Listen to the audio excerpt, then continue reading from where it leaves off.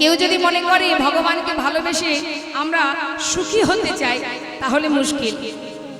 তাকে ভালোবাসলে সুখ হবে না, দুঃখ পেতে হবে। শ্রীমতী রাধারানী সারা জীবন গোবিন্দের জন্য কেঁদেছেন। নবদ্বীপে মা বিষ্ণুপ্রিয়া সারা জীবন গৌরহরির জন্য কেঁদেছেন। রাম অবতারে মা সীতা সারা জীবন প্রভু রামচন্দ্রের জন্য কেঁদেছেন। ভাবুন দেখি সুখ কোথায়? আমরা ভগবানের কাছে সুখ কামনা করি, সুখ দাও, শান্তি দাও, কিন্তু ভগবান বললেন যে আমাকে ভালোবাসবে তাকে সারা জীবন কষ্ট পেতে হবে। তাহলে কি আর ভালোবাসা যাবে? কেউ কি কষ্ট পেতে চায়? সবাই তো সুখ কামনা করে ভগবানের কাছে, তাই না? এখন মা যেই না এই কথা বলেছে, ভক্ত কি বলছে?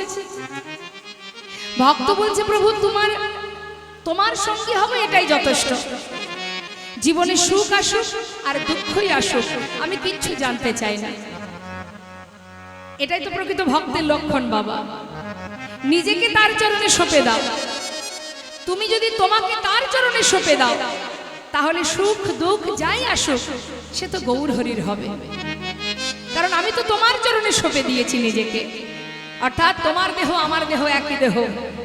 সুখে রাখলেও তুমি রাখবে, দুঃখে রাখলেও তুমি রাখবে।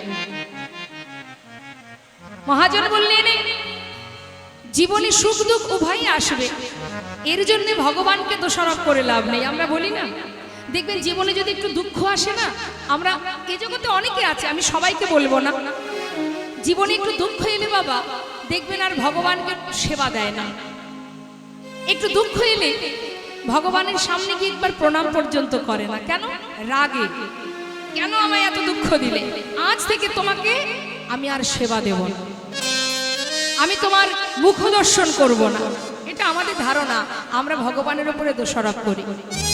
কিন্তু তোমার যে কর্ম, সেই কর্ম অনুযায়ী তুমি ফল পাচ্ছ, অর্থাৎ তুমি তোমার জন্য দায়ী, তার জন্য ভগবান নয়। আর আমাদের জীবনে সুখ দুঃখ উভয় আসবে, না হলে কিন্তু ভালো লাগবে না। মনে করুন আমাদের এই দেহটা এটা একটা ভজনের থালার মতো বাবা। যে থালায় আমরা সেবা করি, ভোজন করি মানে সেবা করি, সেবার থালায় কি থাকে বাবা?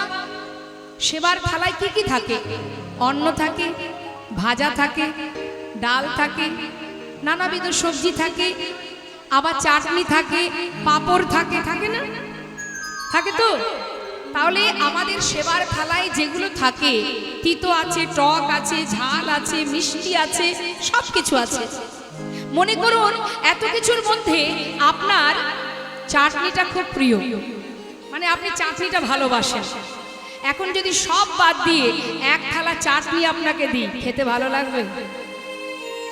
লাগবে না। চাটনিটা তখনই ভালো লাগবে আশেপাশে আর যারা ছিল তারা যদি থাকে, তবেই চাটনির মান বাড়বে, বা আপনি সেটা সেবা করে তৃপ্তি অনুভব করতে পারবেন।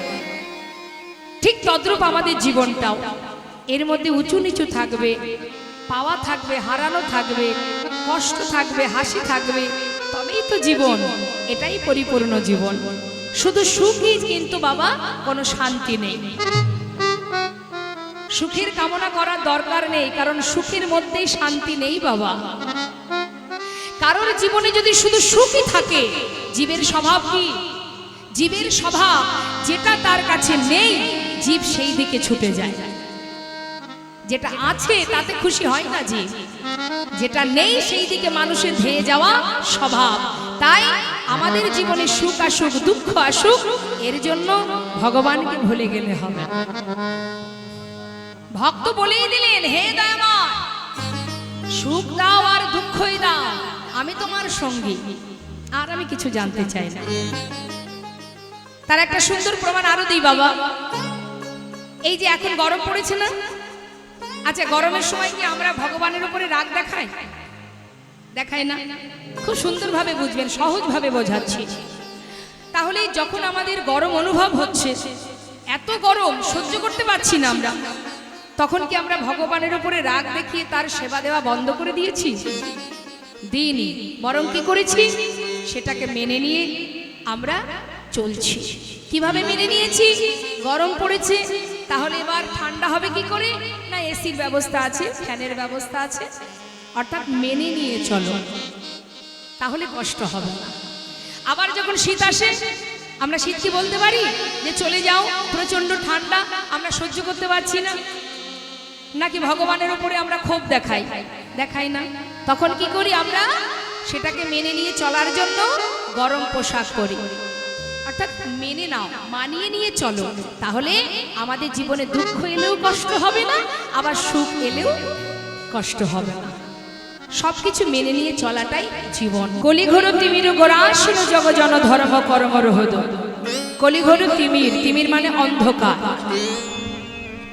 শাস্ত্রে বললেন মায়ারূপ যে অন্ধকার কলিহত জীবকে এমন ভাবে আচ্ছাদন করে আছে, জীব তার আসল স্বরূপ সত্তা ভুলে গিয়ে ভগবানের চরণের দাস না হয়ে সবাই আমরা প্রতিটি জীব মায়ার দাস হয়ে বসে আছি। কি আমাদের করণীয় আর আমরা কি করছি? কোথা থেকে এসেছি, কোথায় যাব? তুম কাহা সে আয়ে হো আর যাও কি কাহা? ইতনা দিল বিচার লো বাস হো গয়া ভজন। রাম ভক্ত তুলসীদাস বললেন একবার বিচার করো, নিজেকে জিজ্ঞাসা করো যে তোমার আসল পরিচয়টা কি।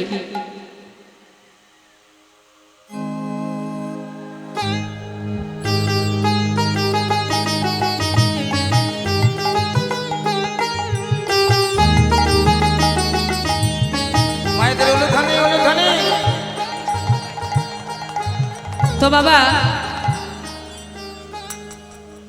আমাদের মাথায় রাখতে হবে, বৈষ্ণব মহাজন বলছেন 84 লক্ষ জনে ভ্রমণ করে সাধের এই মানব জনম,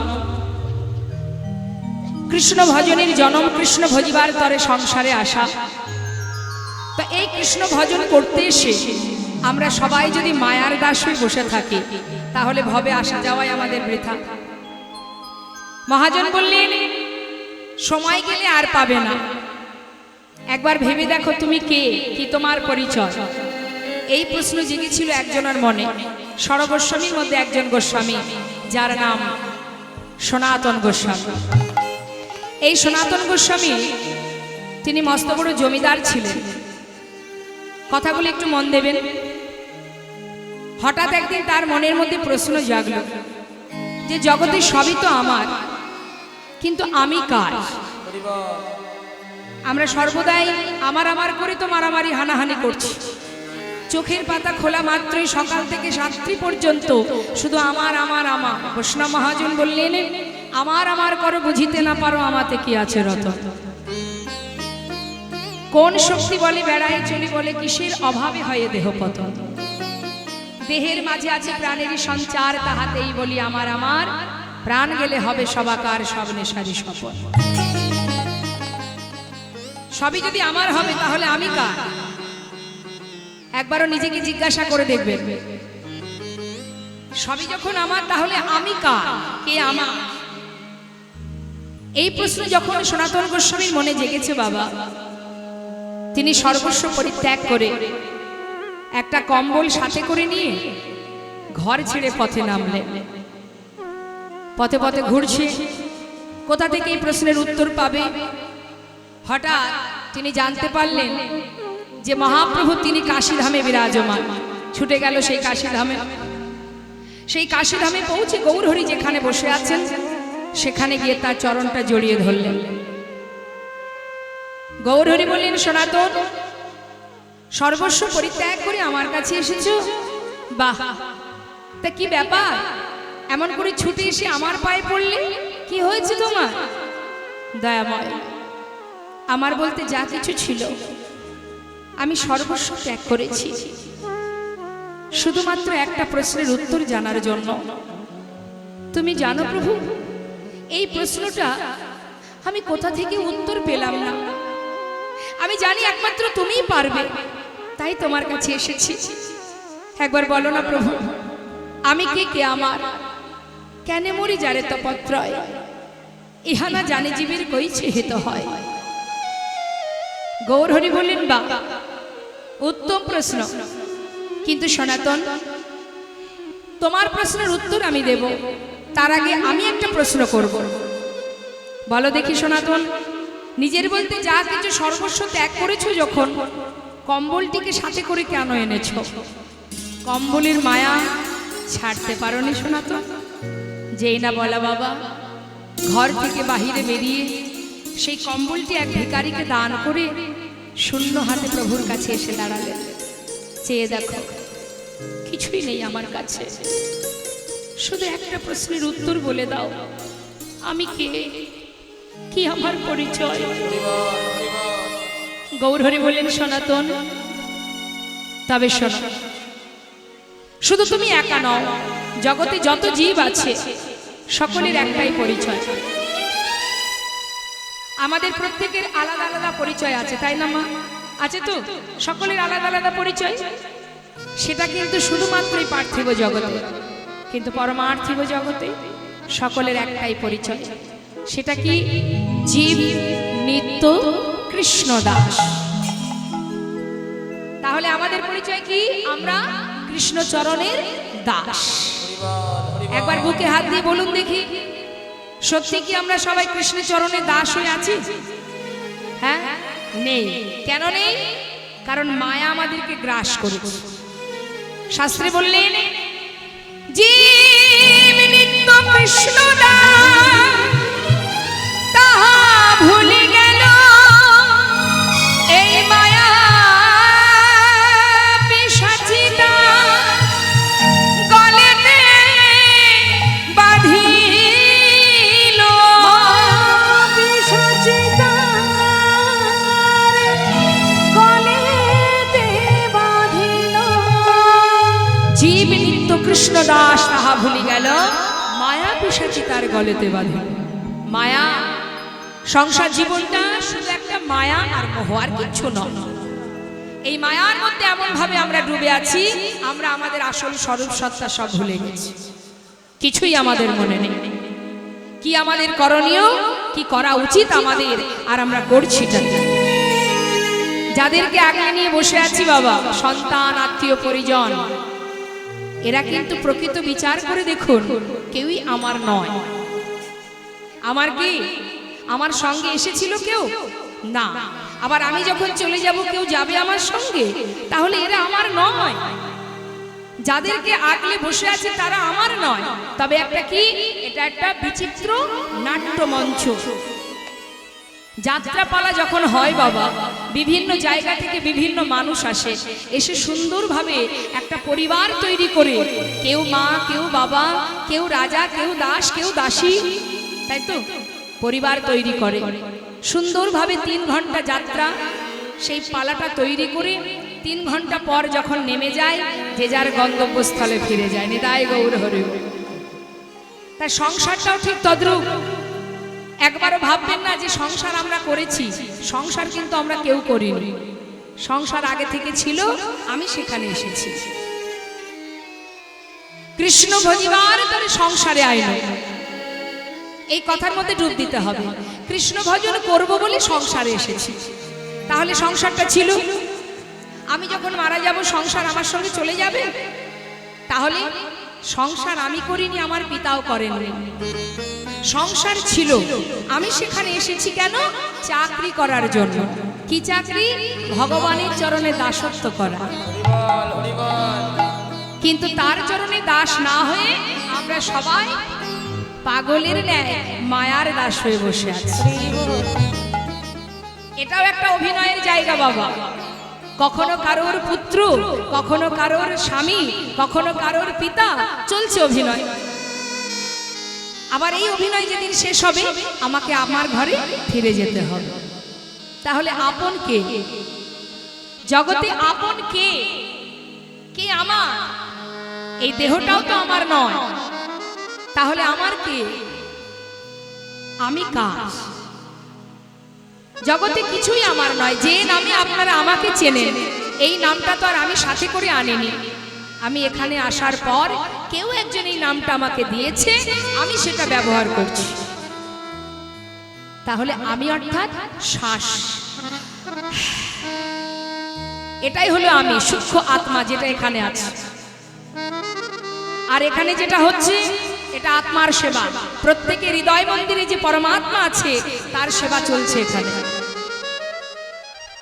তাহলে আমাদের মাথায় রাখতে হবে, সময় চলে গেলে আমরা আর পাবো না। তুলবি যদি ছানা মাখন সকাল সকাল তোল, শিশুকালে কৃষ্ণ ভজন বৃদ্ধতে ভজনেতে বাধায় গণ্ডগোল। কত সুন্দরভাবে সহজভাবে কলিযত জীব অনায়াসে গৌর চরণ লাভ করতে পারে। এত সহজ উপায় দিয়েছে কি না, হরিনাম করো। কিছুই নয়, ধ্যান তপস্যা যাগ যজ্ঞ কিচ্ছু করতে হবে না, শুধু হরিনাম করো, মহামন্ত্র জপ করো। হরিনাম করলেই কলিহত জীবের উদ্ধারের রাস্তা। হরের নাম হরে নামই কেবলম কলো নাস্তেব নাস্তেব গতির অন্যথা। হরিনাম করো, নাম ছাড়া গতি নাই, গতি নাই, গতি নাই। অনায়াসে পাওয়া যায়, সাধন ভজনে যাগ যজ্ঞ লাগে না। তাই তো মহাজন পদাবলিতে বলছেন, শোনো শোনো, অসাধনে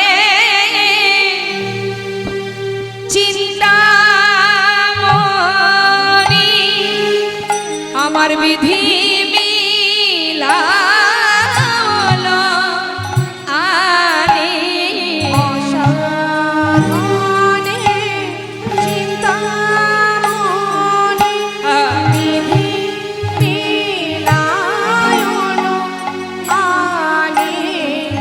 অসাধনে চিন্তামণি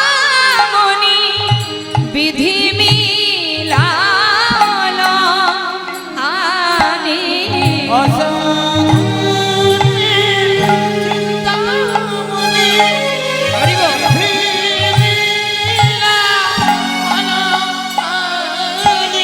আমার গোড়া বড় দয়ালো ঠাকুর,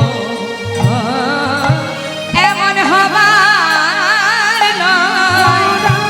বড় দয়ালো এমন হবার নয়। কোন সাধন ভজন লাগিল না রে,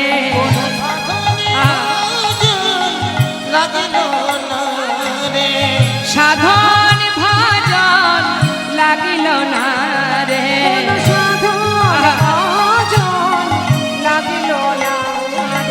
সে যে এমন দয়া গুণানিধি, সে ভেজেছে নাম বিলাল।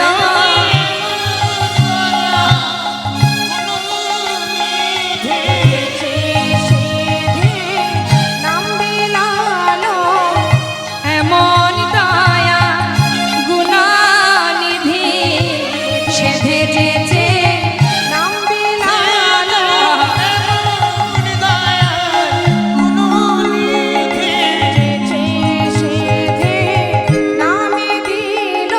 ওগো ধরল গ্রহণ কর বলে,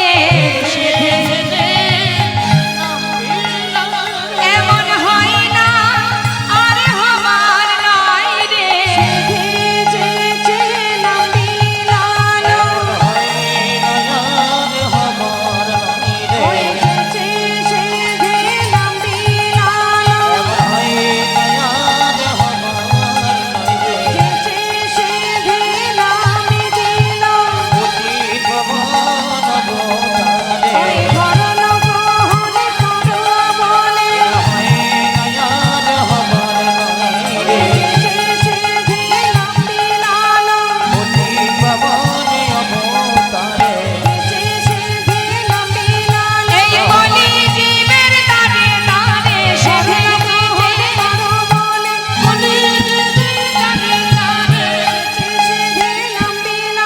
কোন সাধন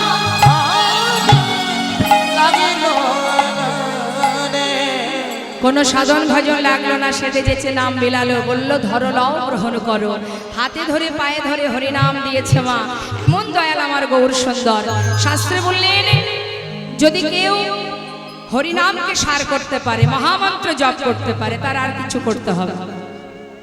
জগতে সমস্ত দেবদেবীর পূজা করতে গেলে যে শ্লোক আমরা যে স্তব করি, সেগুলোকে বলা হয় মন্ত্র, আর হরিনামকে বলা হয় মহামন্ত্র। তাই কেউ যদি মহামন্ত্র জপ করে, তার আর কিছু করতে হয়। হরিনামের এমনই মহিমা। শুনুন তাহলে একটা সুন্দর বাবা, আমরা একটা ভজনের মধ্যে দিয়ে আমরা শুনবো রাম ভক্ত তুলসী দাসের ভজন কি বলছে শুনুন। হরিনামের মহিমা কি, হরিনাম করলে কি হবে? হরিনাম বাসে হরিনাম বাসে हरिनाम बसे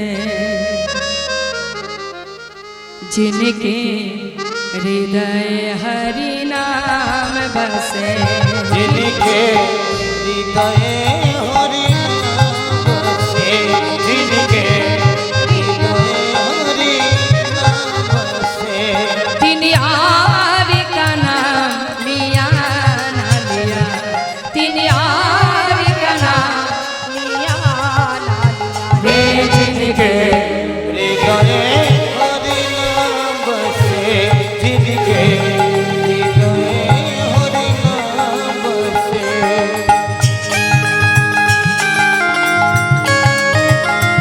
हरि बोल।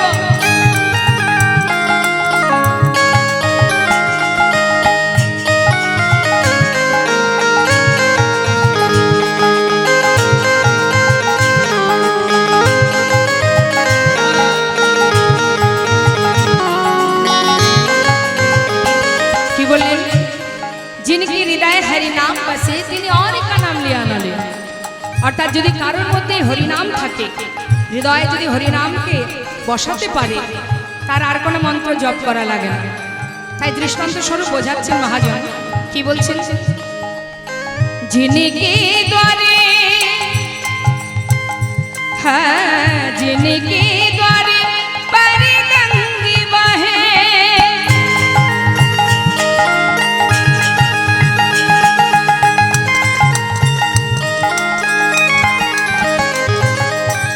जिनके द्वारे पर गंगे बहे, तिनको बीकानेर पिया ना पिया, तिनको बीकानेर पिया ना पिया रे।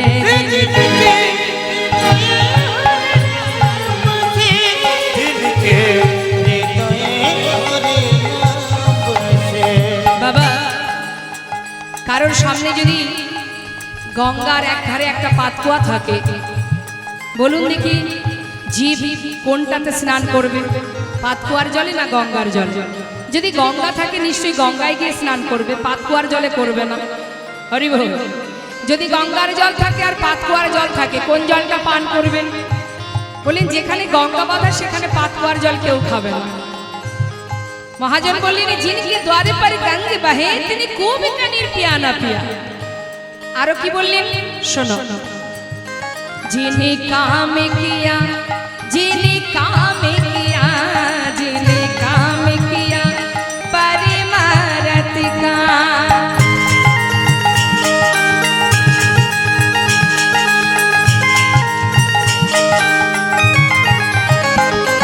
जिने काम किया परिमारत का, तेने हाथों से दान दिया ना दिया, तेने हाथों से दान दिया ना दिया। जिनके हृदय हरिनाम बसे, जिनके हृदय हरिनाम बसे। परमात्मा माने गोविंद। যদি কেউ গোবিন্দের সেবা পূজা করে, যদি গোবিন্দ সেবার করে দান করে, সাধুগুরু বৈষ্ণবের সেবা করে, তার আর কিছু করার দরকার হয় না।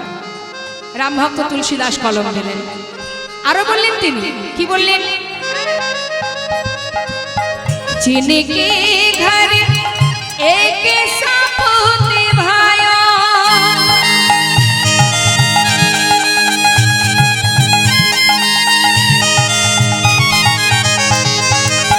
जिनके घर एक सपूत भायो, 3 लाख का पोत भाया ना भाया, आह लाख का पोत भाया ना भाया। जिनके हृदय हरिनाम बसे। শাস্ত্রে বললেন जिनके घरे एक सपूत भाई पुत्र अर्थात সন্তান সে মেয়ে ছেলে দুটোই হতে পারে কারোর ঘরে যদি একটা কৃষ্ণ ভক্ত সন্তান জন্ম নেয় একটা কৃষ্ণ ভক্ত সন্তানের জন্য তার 21 পুরুষ উদ্ধার হয়ে যায় কিন্তু কারোর ঘরে যদি একটা কুপুত্র জন্মায় তার জন্য 14 পুরুষ নরকে চলে যায় রাম ভক্ত তুলসীদাস বললেন সন্তানের মতো সন্তান একটা হলেই যথেষ্ট যদি কেউ ঠিকঠাক সন্তানকে মানুষের মতো মানুষ করতে পারে কোন কোন মায়ের 4টি সন্তান দেখবেন এই 4 পুত্র 5 পুত্র একটি মায়ের খোরাক জোগাড় করতে পারে না ভাইয়ে ভাইয়ে দ্বন্দ্ব বেঁধে যায় তেমন সন্তান থাকার চাইতে না থাকাই ভালো রাম ভক্ত তুলসীদাস বললেন जिनके घरे एक सपूत भयो তিনি লাখ কপত ভায়া না ভাই আর কি বললেন जिन्हें माता पिता की सेवा करे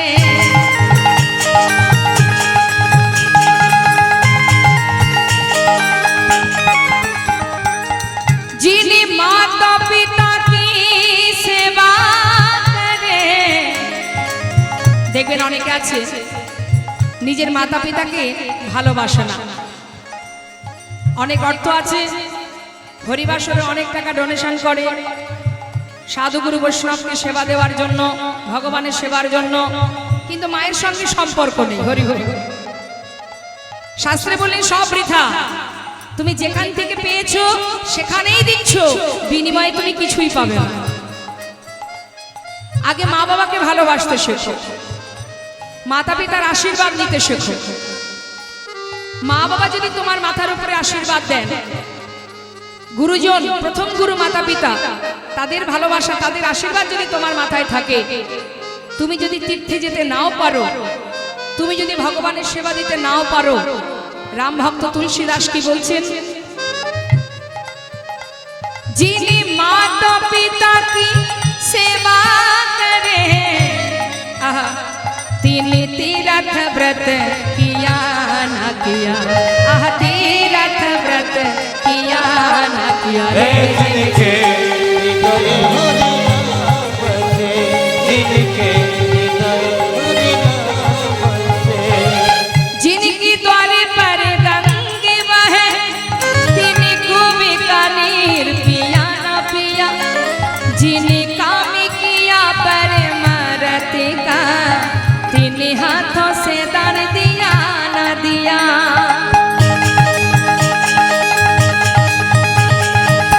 जिनके घर एक सपूत भाया तिने लाखों का पूत भाया ना भाया जिने माता पिता की सेवा करे तिने तीरथ व्रत किया ना किया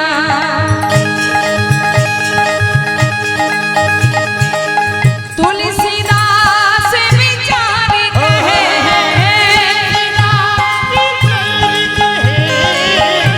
तेरा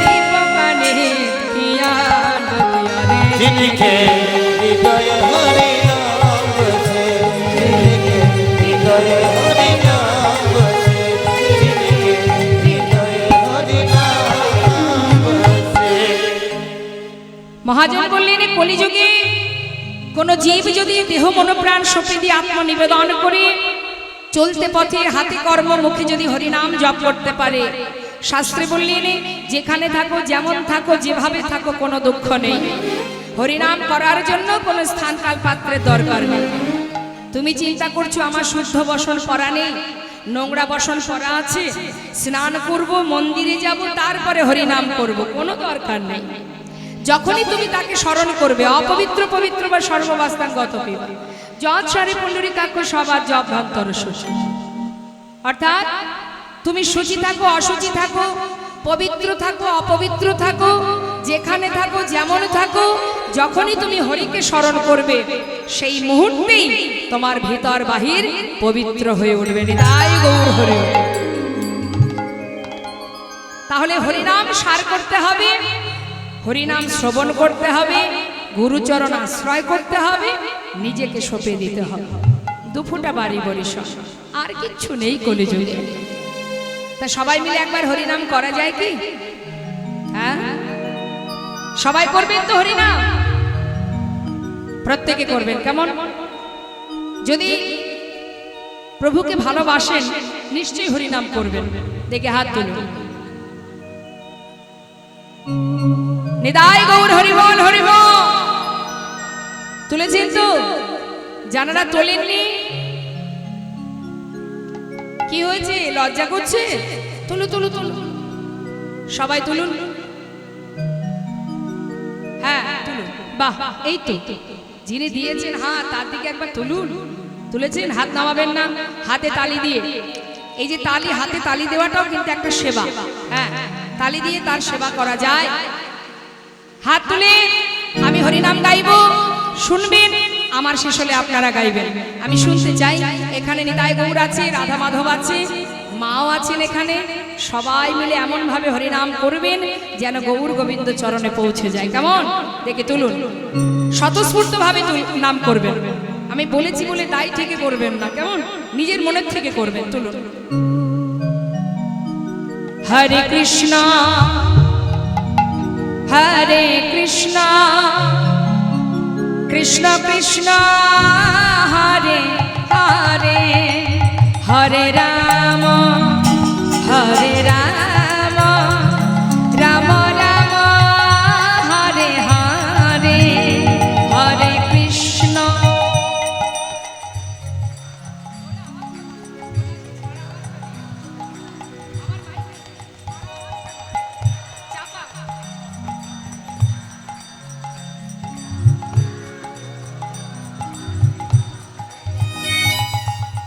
কি হয়েছে?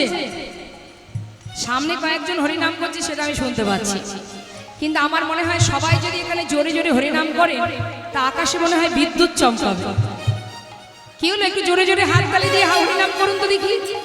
হ্যাঁ, আস্তে এমন ভাবে হাতে তালি দিবেন, আপনাদের হাতের তালেই আমি হরিনাম গাইব।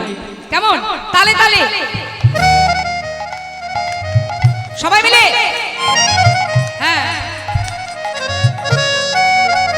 হরে কৃষ্ণ হরে কৃষ্ণ কৃষ্ণ কৃষ্ণ হরে হরে, হরে রাম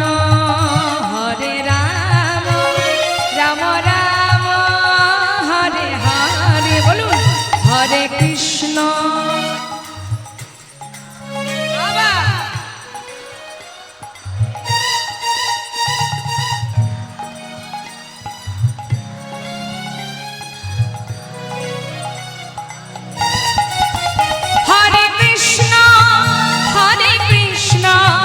কৃষ্ণ কৃষ্ণ হরে হরে, হরে রাম রাম রাম হরে হরে। বলুন হরে কৃষ্ণ। আহা, নিতাই গৌর হরিব বাবা।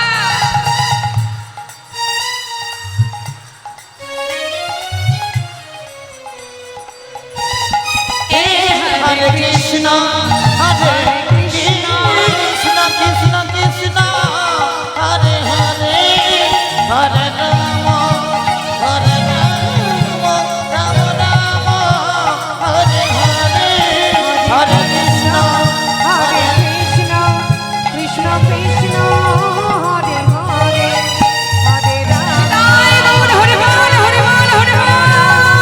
হরে হরে, হরে কৃষ্ণ কৃষ্ণ কৃষ্ণ কৃষ্ণ হরে হরে, হরে রাম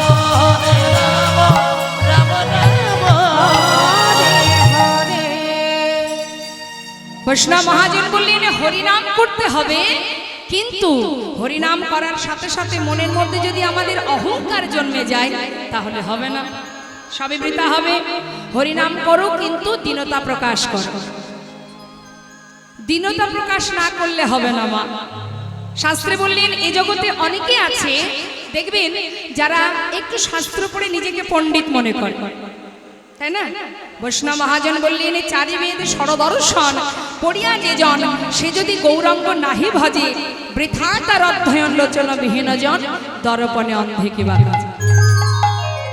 একটা একটা অন্ধ ব্যক্তির কাছে আয়নার যেমন কোনো মূল্য হয় না, তোমার ভিতরে যদি কোনো রকম শাস্ত্র অধ্যয়ন মানে পাণ্ডিত্য থাকে, তুমি যদি মনে করো যে আমি শাস্ত্র পড়েছি মানে আমি সব জানি, এই অহংকার যদি তোমার মধ্যে আসে, তুমি যতই শাস্ত্র পড়ো না কেন, যতই ভগবানের সেবা দাও না কেন, সব তোমার বৃথা, অর্থাৎ অন্ধ ব্যক্তির ন্যায়। কিন্তু যদি কোনো জীব তার বিদ্যা নেই, বুদ্ধি নেই, কোনো দুঃখ নেই, যদি তার ভক্তি থাকে, শুধু ভক্তি যদি থাকে, বেদ বিদ্যা ধূপ কিছু নাহি জানত, সে যদি গৌরাঙ্গ করে সার, ঠাকুর নয়নানন্দেতে ভনে, সেই তো সকলেই জানে, সর্বসিদ্ধি করতলে। মহাজন বললেন বিদ্যা বুদ্ধির দরকার নেই, যদি ভক্তি থাকে, যদি কারোর মধ্যে এতটুকু ভক্তি থাকে আর ভক্তি ডলেই তাকে বাধা যায়, মহাজন বললেন সর্বসিদ্ধি করতলে তা, যদি জানা থাকে। তাই আসুন আমরা ছোট করে একটু গৌর কথার মধ্যে দিয়ে, মহাজনের পদাবলী দিয়ে গৌরচন্দ্রিকাকে বিশ্রাম রেখে এবার আমরা লীলা কথায় চলে যাব। কি বলছে মহাজন?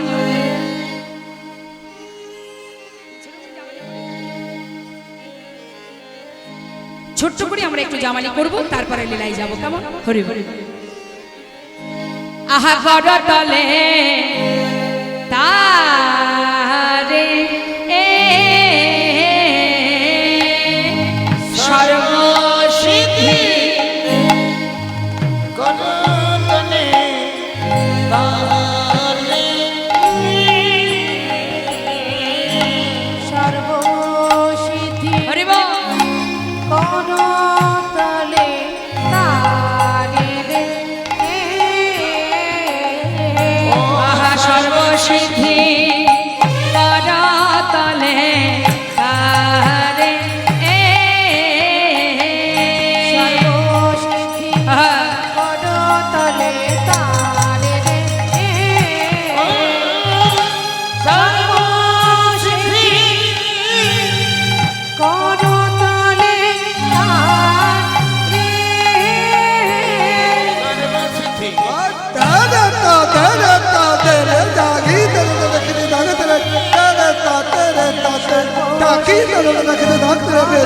সর্বসিদ্ধি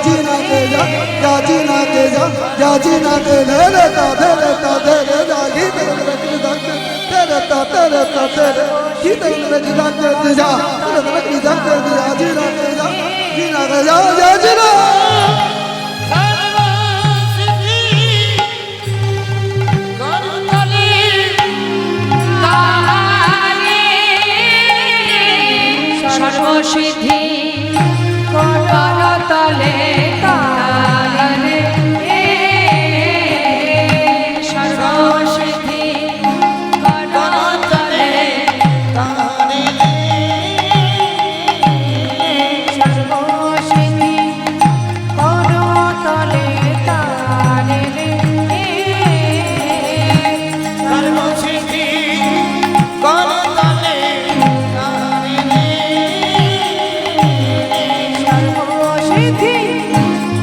করতলে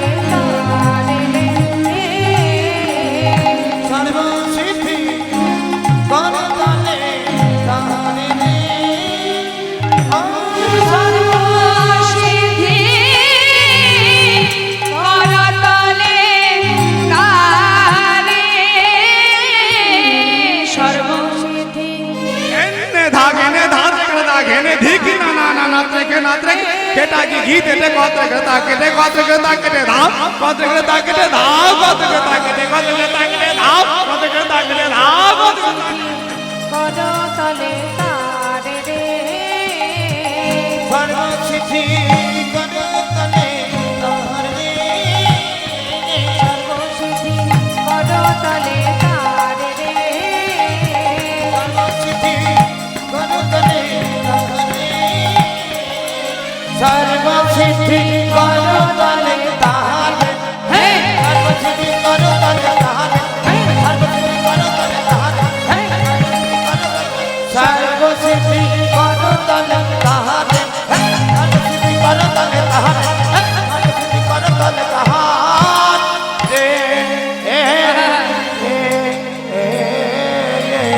নিতাই গৌর হরিবল হরিবল গৌর হরিবল।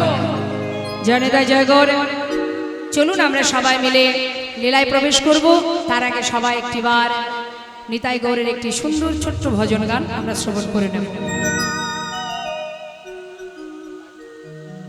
জয় নিতাই।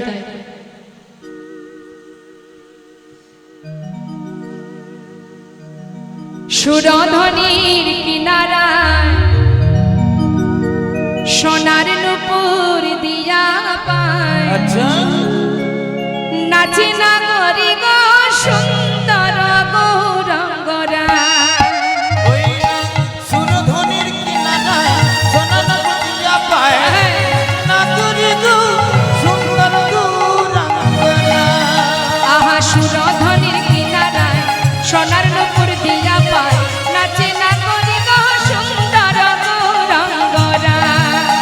ওই সুরধনের কিনারায় সোনার নূপুর দিয়া পায়, নাচে নাগরি গো সুন্দর গৌরাঙ্গরায়।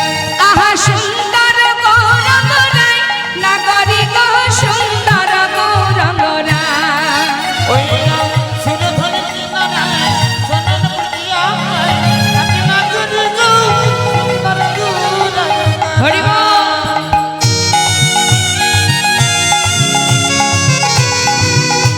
গৌর হরি কি জয়।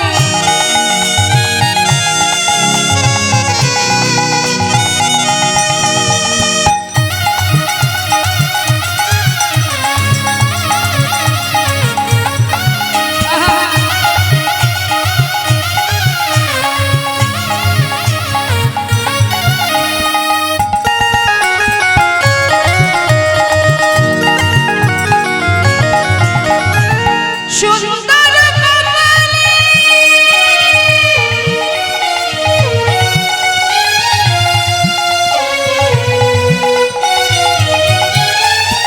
সুন্দর তিলক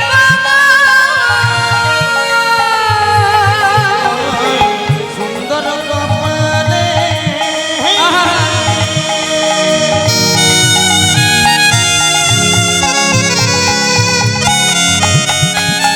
ওই সুন্দরতি তিলক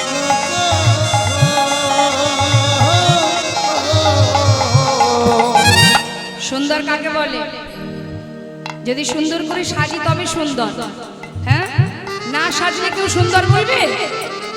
সুন্দর তো সেটাই, না আছে দামি কোনো অলংকার, না আছে দামি বসন, তথাপিও সেই অঙ্গ সুন্দর হতেও সুন্দরতম দেখায়, সেটাই তো সুন্দর।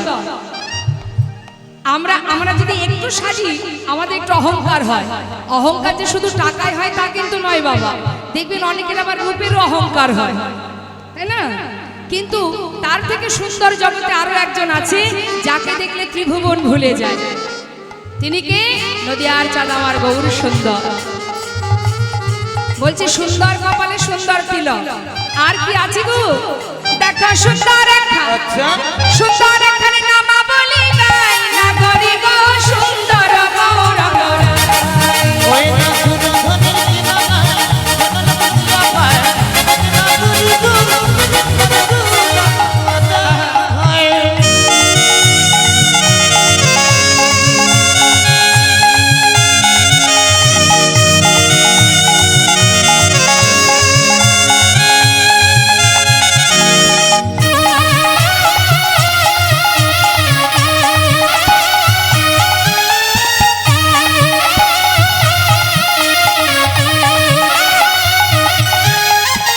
সুন্দর নয়নে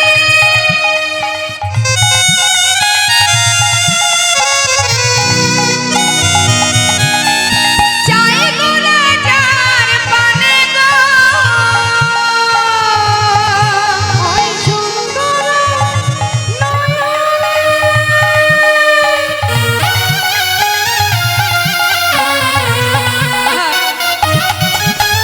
চাই গোরা যার পানে গো। বাবা, যার কথা শ্রবণ করার জন্য আপনারা এখানে বসে আছেন তাকে তো চোখে দেখেননি, তাহলে কতটা ভালোবেসেছেন যে না দেখেও শুধু শ্রবণ করার জন্য আপনারা পাগলের ন্যায় বসে আছেন। তো মাগো, যাকে চোখে না দেখে এত ভালোবেসেছেন, তাকে যদি একবার সামনে দেখা যায়, কি হবে তার অবস্থা? ও তার দেহ ছাইরা, এই দেহ ছাইরা মনটা লইয়া যায়, নাগরি গো সুন্দর গৌরাঙ্গরা। ওই না সুরধনের কিনারায় সোনার নদিয়া পায়, না গুরু গো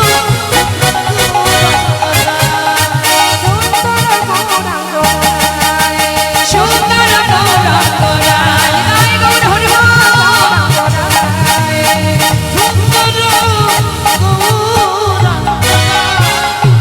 হরি বল, হরি বল, জয় গৌর হরি বল। শ্রীধাম নবদ্বীপ ধাম নদিয়ার চাঁদ আমার গৌর হরি, যিনি কলিজীবীর দ্বারে দ্বারে হাতে ধরে পায়ে ধরে হরিনাম দিতে দিতে এক সময় তিনি সর্বস্ব পরিত্যাগ করে কাটোয়া কাঞ্চন নগরে সব ভারতের আশ্রম থেকে সন্ন্যাসী হয়ে তিনি চলে যান বৃন্দাবনের পথে। একটু কথার মধ্যে মন দিতে হবে মা। তা প্রভু যখন বৃন্দাবনে যান, মা সচিমা এবং নদেবাসী সবাই গঙ্গার জলে নিজেদের প্রাণ বিসর্জন করতে যান। নিত্যানন্দ প্রভু বলেছিলেন, মা তুমি এমন করে নিজেকে বিসর্জন করো না, ভাই যত দূরেই যাক না কেন আমি ঠিক তাকে ধরে নিয়ে আসবো তোমার কাছে। তাই মায়ের কথা রাখবার জন্য নিত্যানন্দ প্রভু তিনি বাবা পথের মাঝখান থেকে গৌরহরিকে ধরে এনে শান্তিপুরে অদ্বৈত আচার্য প্রভুর গৃহে মায়ের সঙ্গে গৌরহরির মিলন করান। যখনই মা দেখছে ছেলে সন্ন্যাসী হয়ে গেছে, ছেলেকে তো তাহলে আর ঘরে বেঁধে রাখা যাবে না। যে ছেলে সন্ন্যাসী হয়ে যায় তাকে আর ঘরে রাখবে কেমন করে? গৌরহরি বললেন, মা আমাকে অনুমতি করো, যদি তুমি না চাও যে আমি সন্ন্যাসী হই তাহলে আমি তোমার সাথে নবদ্বীপে চলে যাব, আর তুমি যদি চাও তাহলে বিদায় দাও, আমি বৃন্দাবনে চলে যাই। মা সচিমা বললেন, বাবা আমি বেঁচে থাকতে এই মিশ্র কুলবংশে এমন অকল্যাণ কি করে হতে দিই? দেখ, যে ছেলে একবার সন্ন্যাসী হয় তাকে তো আর ঘরে রাখা যায় না। তা তুই যদি যেতেই চাস আমি তোকে বৃন্দাবনের অনুমতি দেব না। যদি যেতেই হয় তুমি নীলাচলে বাস করো, নিতাই গৌর হরি। তাই মায়ের কথা শিরোধার্য করে মায়ের আদেশে প্রভু আমার গিয়েছিলেন নীলাচলে, নিতাই গৌর হরি। তা তিনি একা যাননি মা, নদিয়ায় অনেক ভক্ত ছিল যারা সর্বদাই গৌরহরির কাছে থাকতেন, যারা এক মুহূর্ত প্রভুকে ছেড়ে থাকতে পারতেন না, তারাও তাদের পরিবার ত্যাগ করে চলে যায় গৌরহরির সাথে। সমস্ত ভক্তগণকে নিয়ে গৌরহরি প্রতিদিন প্রভাতকালে জগন্নাথ মন্দিরের সামনে দাঁড়িয়ে জগন্নাথ দর্শন করতেন। পুরীধামে কে কে গেছেন একবার হাত তুলে দেখেন। বাবা জয় জগন্নাথ। পুরীধামে একটা সকলের মুখে একটা সুন্দর ভাষা শোনা যায়, কি বলুন তো? হ্যাঁ, তা এখন গৌরহরি যেখানে দাঁড়িয়ে জগন্নাথ দর্শন করেন মা, জগন্নাথ মন্দিরের সামনে যে স্তম্ভটি আছে ওই গরুর স্তম্ভটি ধরে প্রভু আমার জগন্নাথ দেখতেন। যদি কখনো পুরীধামে যান ওই গরুর স্তম্ভটা ধরবেন, দেখবেন ওই সোজা জগন্নাথকেই দেখা যায়। তা জগন্নাথের দর্শন করে আর সমস্ত ভক্তদের সাথে করে নিয়ে ওই পুরীধামে প্রভুর সম্মুখে দাঁড়িয়ে দাঁড়িয়ে একজন হলেন সচল জগন্নাথ আর একজন হলেন অচল জগন্নাথ। জগন্নাথ হয়ে জগন্নাথ দর্শন করছেন আর কি গাইছেন মুখে? প্রভাত সময় হলো কৃষ্ণ কৃষ্ণ বলো,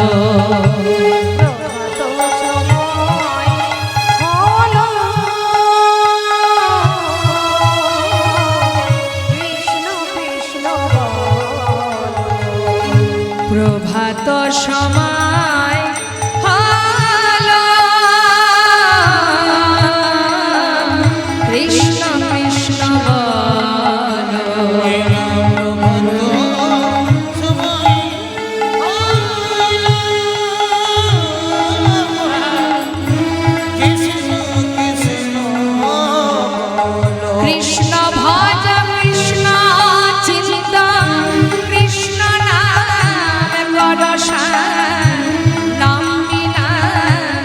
কলি জীবে গতি নাহিয়া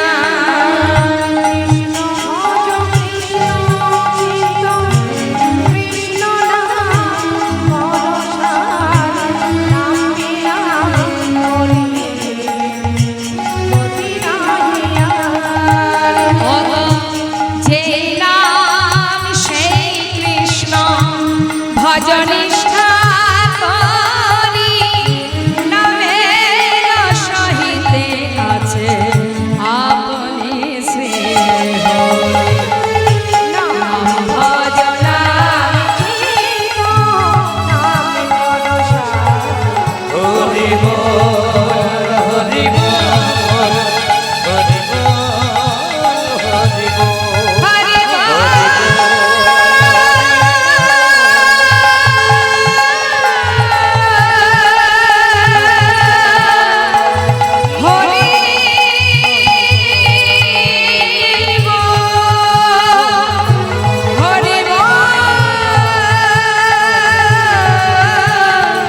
হরি বল হরি হরি হরি হরি এবার এলো সেই সময় সবাইকে নিয়ে যখন আনন্দে মত্ত নীলাচলের মাঠে হঠাৎ গৌরহরি অন্তরে জানতে পারলেন তার এক ভক্ত দূরে দাঁড়িয়ে কাঁদছে। এত এত ভক্তের মাঝখানে কার মধ্যে কি আছে আপনারা বলতে পারবেন? কিন্তু যিনি এখানে বসে আছে তার সব জানা থাকে, তিনি সব জানেন। কত ভক্তকে নিয়ে নাম করতে করতে হঠাৎ তার মনে হলো কোন এক ভক্ত দূরে দাঁড়িয়ে কাঁদছে। তিনি দেরি না করে একেবারে তার সামনে গিয়ে দাঁড়ালেন, জিজ্ঞাসা করলেন, কে তুমি? এমন করে আমার দিকে তাকিয়ে কাঁদছো, কি চাই তোমার? পরিচয় দাও। দয়াময়, আমার নাম গোবিন্দ ঘোষ। কোথা থেকে এসেছো? অগ্রদ্বীপের মাটি থেকে। কার কাছে এসেছো? তোমার কাছে। কেন? আমি তোমার সঙ্গী হতে চাই। সে কি আমার সঙ্গী হবে? শোনো শোনো, যারা আমার সঙ্গী হয় তাদের সারা জীবন কষ্ট পেতে হয়। তাই শুধু শুধু কষ্ট পাওয়ার কি দরকার? ঘরের ছেলে ঘরে ফিরে যাও, সেই ভালো। সত্য কথা কিন্তু মা। তাই আজ যেই না প্রভু বলেছে দুঃখ পেলে মেনে নিতে পারবে, সইতে পারবে, হ্যাঁ প্রভু আমি তোমার সঙ্গী, এটাই যথেষ্ট। বেশ, তাহলে আজ থেকে তুমি আমার সঙ্গী। যেই না সঙ্গী করে নিল বাবা, একটার পর একটা পরীক্ষা করতে শুরু করলো। দেখুন কিভাবে পরীক্ষা করছে। এই যে গোবিন্দ, বলো দয়াময়, আমার সঙ্গী হয়েছ। আচ্ছা, এখানে এসে জগন্নাথ দর্শন করেছো? কোন জগন্নাথ প্রভু? কেন? ওই যে মন্দিরে দাঁড়িয়ে আছে জগন্নাথ। দর্শন করেছো জগন্নাথকে? প্রভু, তুমি যে জগন্নাথের কথা বলছো সে তো অচল জগন্নাথ, চলতে পারে না, কথা বলতে পারে না। আর আমি যে জগন্নাথ দর্শন করছি না, সে হলো সচল জগন্নাথ। সে কি? গৌরহরি কিন্তু কথাটা বুঝতে পেরেছে মা, তথাপিও একটু যাচাই করে দেখছি। আচ্ছা ভক্ত, সচল জগন্নাথ কোথায় দেখলে তুমি? শুনবে, তুহু জগন্নাথ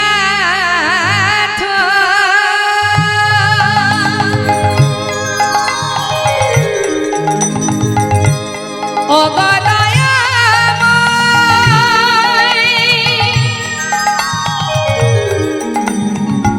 তুমি আমার জগন্নাথ,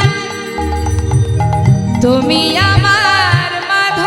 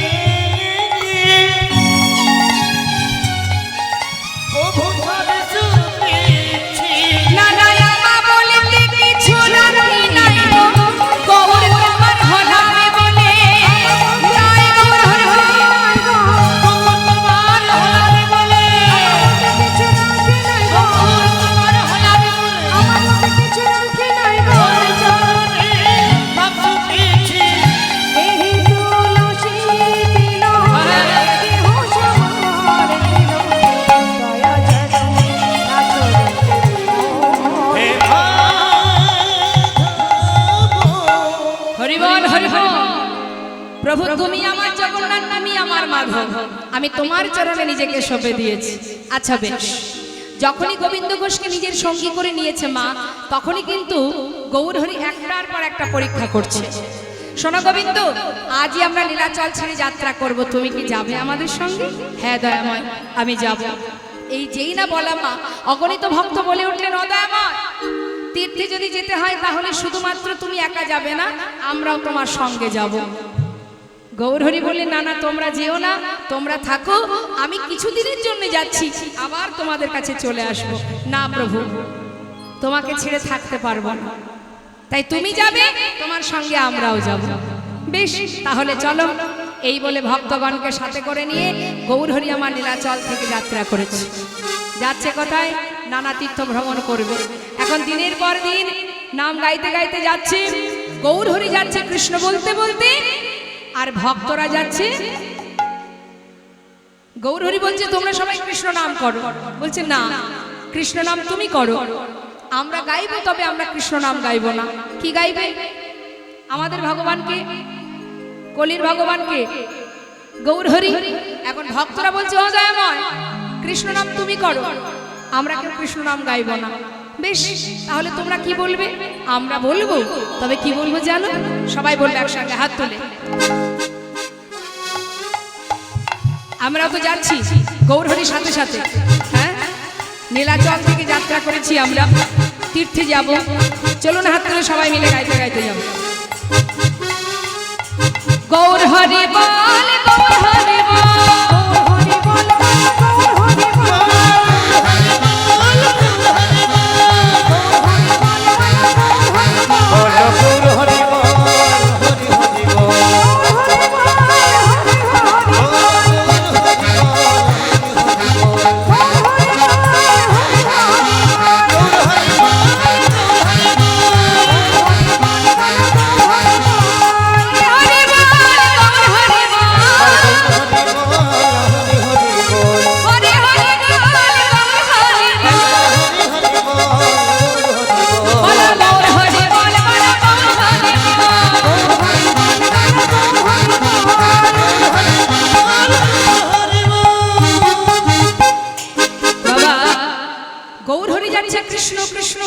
বলতে বলতে ভক্তরা যাচ্ছে গৌর বলতে বলতে। এবার কি হলো? গৌরহরি অনেক দূর এগিয়ে গেছে, ভক্তরা পিছনে পড়ে গেছে। এক ভক্ত বলছে, হ্যাঁ রে প্রভু, যদি আগে চলে যায়, আমরা তো পথ চিনি না, যদি আমাদের পথ ভুল হয়ে যায় তাহলে ডাক দিই, ও দয়াময়, গৌরহরি।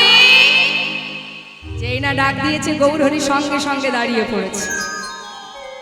একটু দাঁড়াও না, এত তাড়াতাড়ি চলেছো, একটু দাঁড়াও। গৌরহরি দাঁড়িয়ে আছে। তাহলে কাদের জন্য দাঁড়িয়ে আছে বাবা? ভক্তরা আসছে পিছনে। তাহলে এখান থেকে আমরা একটা জিনিস বুঝতে পারলাম, যে ভগবানও ভক্তের জন্য অপেক্ষা করে। যদি কেউ প্রকৃত ভক্ত হতে পারে, যেই না কাছে এসেছে, প্রভু জিজ্ঞাসা করছে, তাড়াতাড়ি চলো, এত ধীরে ধীরে গেলে হবে? যাচ্ছি তো প্রভু। এক পা দু পা করে গোবিন্দ ঘোষের কাছে গিয়ে গৌরহরি আবার গোবিন্দকে পরীক্ষা করছে। অগোবিন্দ, বলি একটা কথা বলবো? বলো দয়াময়। তুমি তো তোমার সর্বস্ব পরিত্যাগ করে আমার সঙ্গী হয়েছ, তোমার মনে আর কোনো বাসনা টাসনা আছে নাকি? থাকলে বলতে পারো। গোবিন্দ ঘোষ বলছে, প্রভু বাসনা কার থাকে না? সবার যেমন বাসনা থাকে, আমারও আছে। আচ্ছা, তাহলে বাসনা এখনো আছে তোমার? কি বাসনা গোবিন্দ? এখানে আমার মায়েদের বা বাবারা যারা আছেন একটু জিজ্ঞাসা করে, যদি ভগবান আপনাদের কাছে এসে বলে, বলো ভক্ত, তোমার বলে কি বাসনা, কি চাইবেন?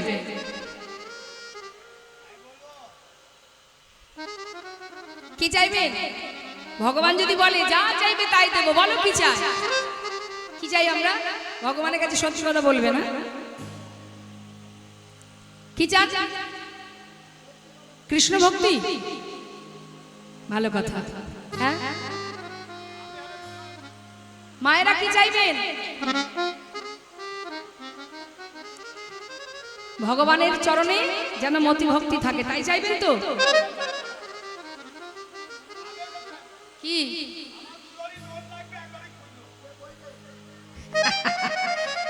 এটা কিন্তু আমাদের চাও বাবা, আমরা ইহজগতের সুখ কামনা করি ভগবানের কাছে, তাই না?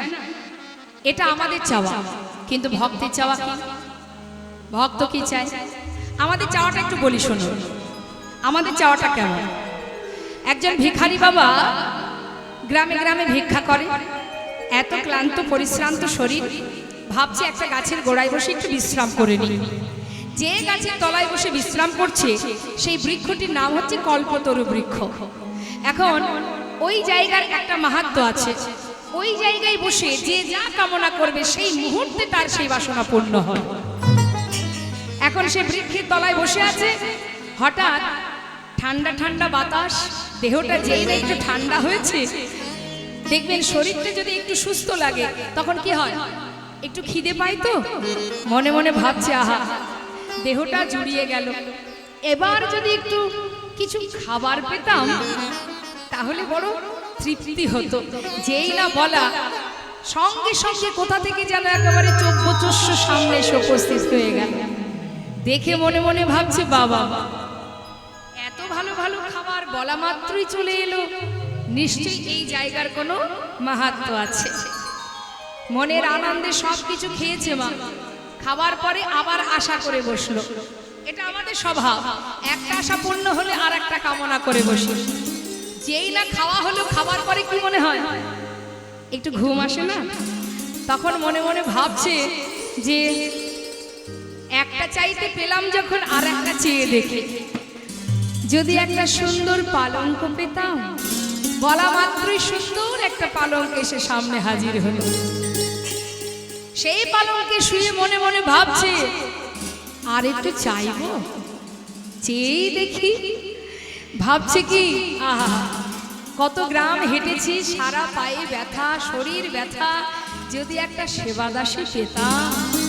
বলা মাত্রই এক সেবাদাসী এসে উপস্থিত, চরণ সেবা করতে শুরু করে দিয়েছে। হরি বল হরি বল। ভাবছে জায়গার গুণ আছে, আমাদেরও সেই একই অবস্থা মা, আমরাও একটার পর একটা চেয়ে বসি ভগবানের কাছে। এখন যা ভাববে তাই হবে।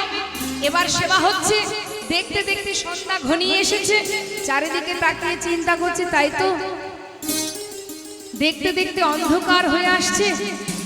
কি জানি বাবা আশেপাশে এত বন, যদি কোথা থেকে কোনো হিংস্র পশু এসে আমাকে গ্রাস করে নেয়। বলা মাত্রই বনের ভিতর থেকে এক বাঘ এসে তাকে ধরে খপ করে গিয়ে খেয়ে নিয়েছে। মানে আমাদের অবস্থা এটাই, চাইতে চাইতে সীমা ছাড়িয়ে যায়। কিন্তু ভক্তের চাওয়াটা কেমন? ভক্ত কি চায়? আজ গোবিন্দ ঘোষ বলছে গৌর হরি, আমার মনে কি চাওয়া জানো, কি বাসনা জানো? শোনো তাহলে। আমার মনেতে ছিল বাসনা,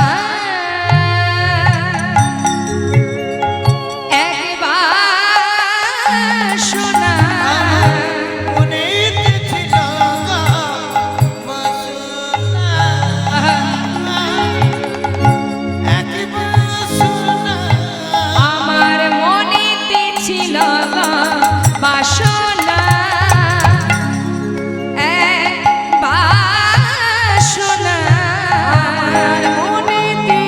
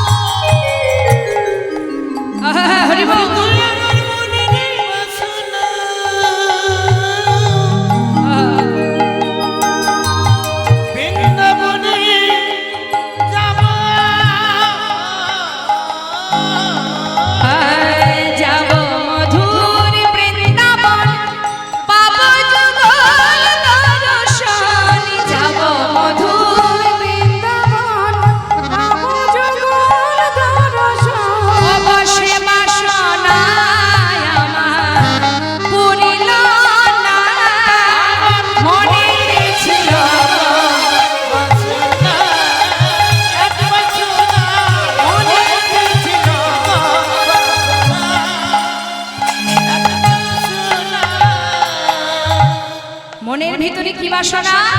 বৃন্দাবনে যাব, যুগল দর্শন পাব। এখন প্রভু আমার এই কথা শুনে গোবিন্দ ঘোষকে জড়িয়ে ধরেছে, জড়িয়ে ধরে বলছে, গোবিন্দ তোমার মনে বাসনা বৃন্দাবনে যাবে, আমারও মনে বাসনা আমি বৃন্দাবনে যাব। আচ্ছা গোবিন্দ, আরেকটা কথা জিজ্ঞাসা করব, বলো দয়াময়, বৃন্দাবনে গেলে কি খাবে তুমি? ও দয়াময়, সেখানে গেলে খাওয়ার চিন্তা করা লাগে না। ও তাহলে বৃন্দাবনে গেলে বুঝি খেতে নেই?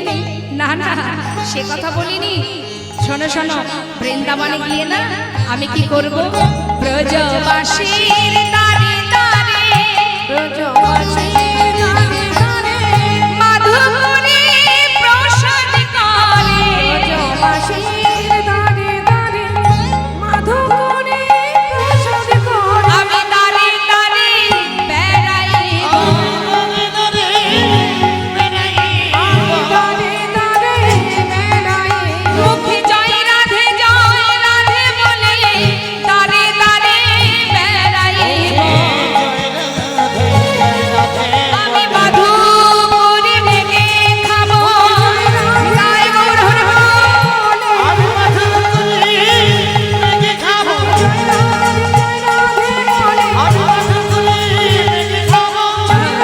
জয় রাধে বলে আমার মনেতে রাধা নাম এই ভবন।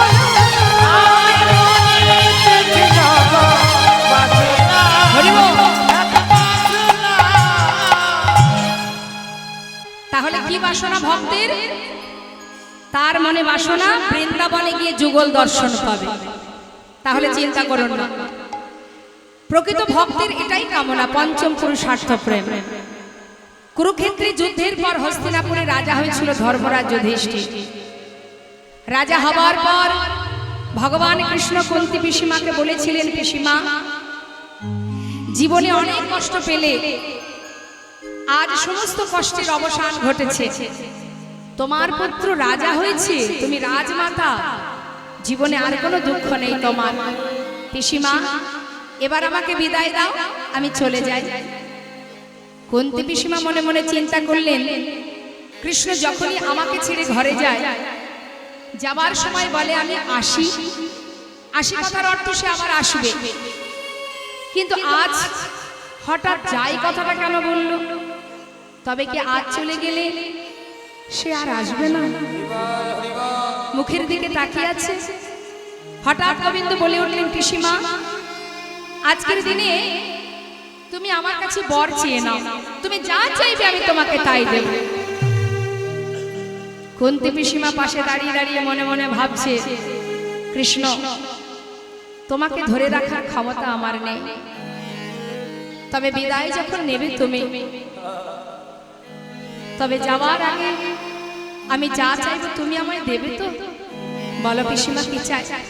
কৃষ্ণ তিন সত্য করো, যা চাইবো তুমি তাই দেবে। বেশ, দেব দেব দেব। কৃষ্ণ যদি দিতেই চাও তবে এই বরই দিয়ে যাও। এই জগতে যতদিন আমার দুঃখ ছিল, আমার কষ্ট ছিল, তুমি আমার 5 পুত্রের সঙ্গে বন্ধুর মতো ছিলে। আজ সুখের নাগাল পেলাম, আমার ছেলে হস্তিনাপুরের রাজা, দুঃখের অবসান ঘটে গেছে, তাই তুমি আমাদের ছেড়ে চলে যাচ্ছ। পথে যেতে যেতে হলো কি, তৃষ্ণায় কণ্ঠ শুকিয়ে গেছে গৌরহরি। পথে যাচ্ছে আর বলছে, হে কৃষ্ণ কোথাও যদি একটু জল পেতাম, তৃষ্ণা নিবারণ করতাম। ভাবতে ভাবতে যাচ্ছে, হঠাৎ দেখছি কি বাবা, এক গোয়ালা কাঁধে করে একটা বাঁক নিয়ে বাঁকের শিখায় ঘোলের ভাণ্ড সাজিয়ে নিয়ে আসছে। তাই না দেখে গৌরহরি আমার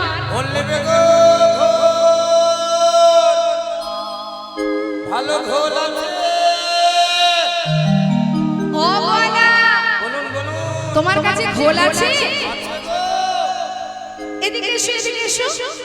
কাছে ডেকে নিয়েছি। এই যে শোনো, ও গোয়ালা, আমাকে এক ভাণ্ড ঘোল দাও দেখি, আমার প্রচন্ড তৃষ্ণা পেয়েছে।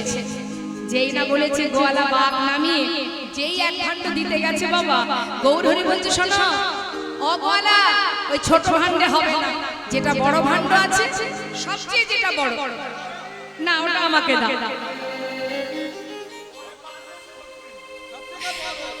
বেশ বেশ বেশ, বড় ভান্ডটা দিয়েছে গৌরহরিকে।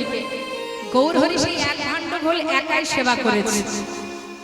চিন্তা করছে গোয়ালা, মনে মনে ভাবছে কার মুখটা যে দেখেছিলাম ঘুম থেকে উঠে, এত বড় ভান্ডের ঘোল যদি ঠাকুর খায় তাহলে আমাকে আর গ্রামে বেশি দূর ঘোরাঘুরি করতে হবে না। মনের আনন্দে বড় ভান্ডটা প্রভুর হাতে দিয়েছে। গৌরহরি সেই এক ভান্ড ঘোল পুরোটা সেবা করেছে। সেবা করে খালি ভান্ডটা দিয়ে বলছে গোয়ালা, এই নাও ধরো, কৃষ্ণ কৃপাময় তোমায় যেন কৃপা করে। গোয়ালা চিন্তা করছে ঠাকুর দামটা বের করুক, ততক্ষণে ভান্ডগুলি আমি গুছিয়ে নিই। পিছন ফিরে মনের আনন্দে ভান্ড গোছাচ্ছে আর মনে মনে ভাবছে দিন আজ আমার এত ভালো যাবে ভাবতেই পারিনি। মনের আনন্দে ভান্ড গোছানো সারা, হঠাৎ পিছন ফিরে তাকিয়ে দেখছে ঠাকুর চলে যাচ্ছে। দাম না দিয়ে চলে যাচ্ছে দেখে চিৎকার করে ডাকছে, ও ঠাকুর, ও ঠাকুর। গৌরহরি সঙ্গে সঙ্গে তাকিয়ে, ডাকছো নাকি? আরে ডাকছো নাকি মানে ঘোল খেয়েছো, ঘোলে দাম দেবে না, চলে যাচ্ছ?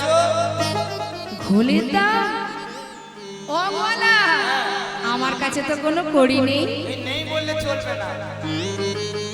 গোয়ালা বলছে তোমার কাছে কড়ি নেই, তাহলে ঘোল খেলে কেন?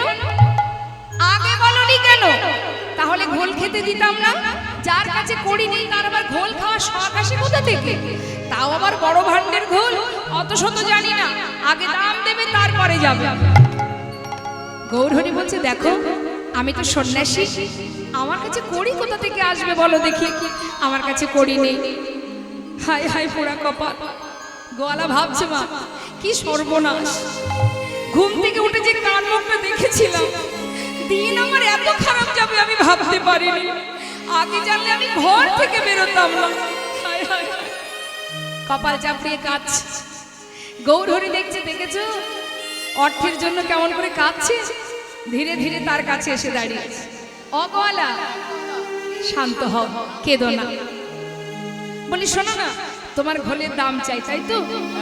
আচ্ছা শোনো, আমি তো সন্ন্যাসী, আমার কাছে কোনো কড়ি নেই, তবে পিছনে আমার অনেক ভক্ত আসছে, ওদেরকে বলবে তোমাকে ঘোলের দাম দিয়ে যাবে, কেমন? আচ্ছা বেশ তাই হবে। বসে আছে গোয়ালা, আর এদিকে গৌরহরি চলে গেলেন। মা কেন বসে আছে? ঘোলের দাম নেবে বলে। আর এদিকে ভক্তরা তো জানে না যে গৌরহরি পথের মাঝখানে এমন কাণ্ড ঘটিয়েছে। তারা মনের আনন্দে গৌরহরিকে স্মরণ করতে করতে যাচ্ছে, গাইতে গাইতে যাচ্ছে। মন লাগুরে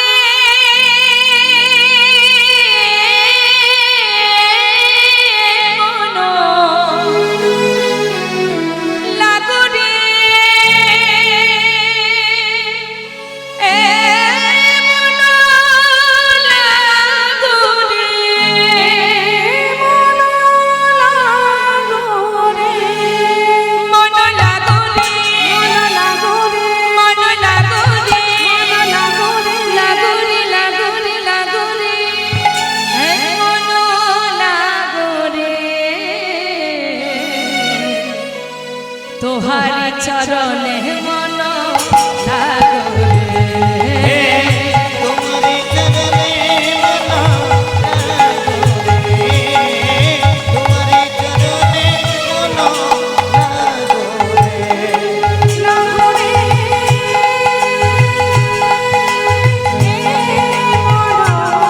উলুধ্বনি হরি বল হরি বল।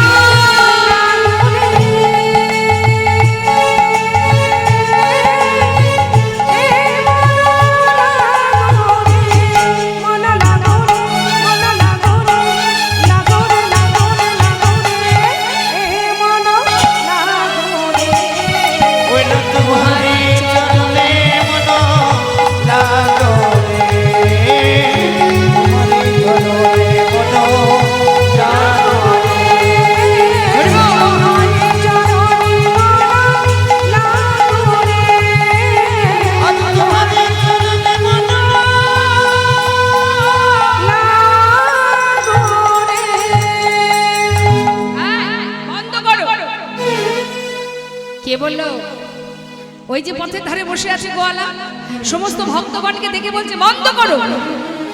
আরে কে তুমি? এমন ভাবে পথের মাঝখানে বসে আছো, আমাদের হরিনামে বিঘ্ন ঘটাচ্ছ, কি চাই তোমার? গোয়ালা বলছে দেখো আমি অনেকক্ষণ থেকে বসে আছি, আমাকে ঘোলের দামটা দাও তো আমি যাই। আরে কে খেয়েছে তোমার ঘোল? শুধু শুধু কেউ দাম দেবে কেন? হ্যাঁ বলো কে খেয়েছে? গোয়ালা বলছে আমি চিনি না, তোমাদের সঙ্গের সঙ্গী। আমাদের সঙ্গের সঙ্গী? এই ঘোল খেয়েছো? এই ঘোল খেয়েছো? এই ঘোল খেয়েছো? গোয়ালার কাছ থেকে ঘোল খেয়েছো কি? খাওনি?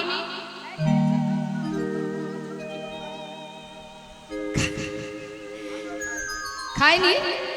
আপনারা ঘোল খেয়েছেন গোয়ালার কাছ থেকে? আচ্ছা ঘোল যদি না খান তাহলে শুধু শুধু দাম দেবো কেন? হ্যাঁ এই যে ও গোয়ালা, তুমি তো বলতেই পারছো না কে ঘোল খেয়েছে, তাহলে দাম দেবো কেন? হ্যাঁ বলো। না জানি না। না হ্যাঁ বলো। হ্যাঁ সেটা একটু একটু বলতে পারবো। আচ্ছা তাহলে শোনো, আমি এমন মানুষ আগে কখনো দেখিনি। কেমন দেখতে জানো? দেখলাম নবীনা জামানা,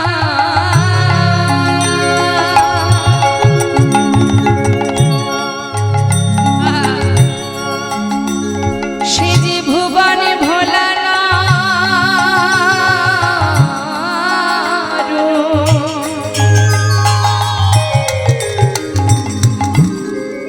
যায় রে রূপে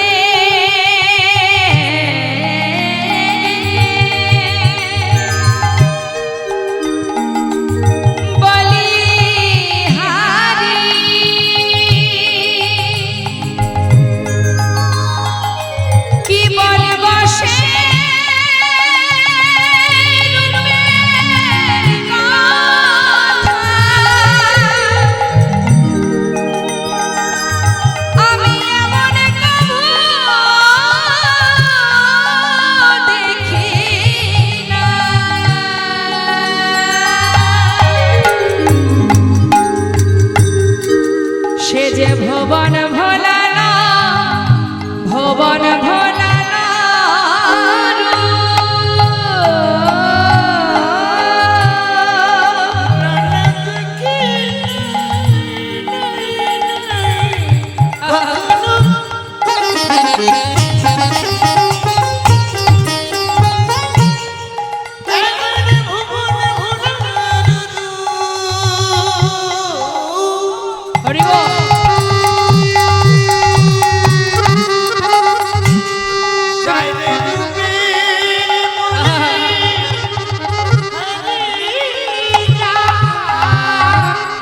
ওগো নবীনা জামানা।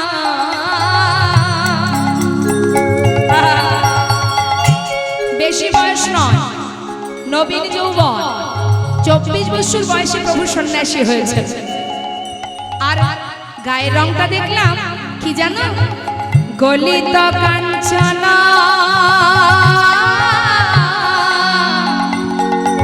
আর পরনে অগকটি তটে রাঙাবা।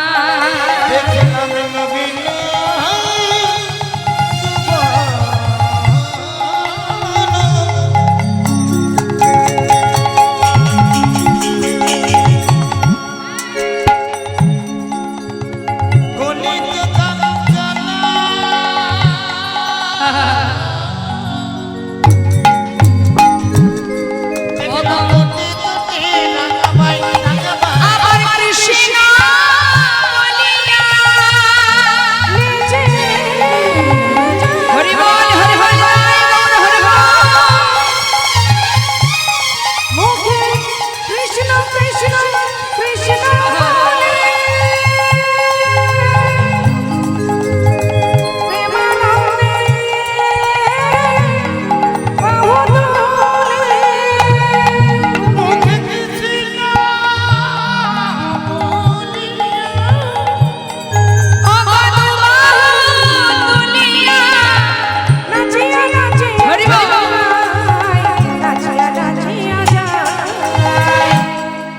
কাঁচা সোনা কাঁচা সোনা কাঁচা সোনা কাঁচা সোনা দেখে মনে হলো কাঁচা সোনা। দেখে মনে হলো কাঁচা সোনা। এই দাঁড়া, কাঁচা সোনার মতো দেখতে?